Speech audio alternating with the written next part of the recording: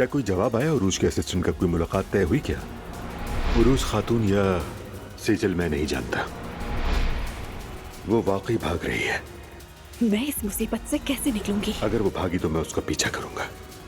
अगर मैं उसे ना पकड़ सका तो जहां कहीं देखूंगा वहां जाऊंगा। वो जल्द या बदेत वापस जरूर आएगी। मेरी खुशी मेरी बेटी की खुशी में है, लेकिन एक बात याद रखना, जो जल्दी आता है वो जल्दी जाता है। हमारा रिश्ता इतना खुशगवार और खूबसूरत है तो क्यों ना इसे हम एक नाम दें? क्या मतलब? मैं नहीं समझी। इसे बाज़ाब्ता बना दे, जैसे कि शादी। आज दरअसल जो हमारी बहस हुई है वो हमारे प्रोजेक्ट को लेकर हुई है। आप परेशान ना हो। असल में कल उस पर मीटिंग भी है। तुम दोनों को अपने चचा के साथ खड़ा होना चाहिए। जी बिल्कुल।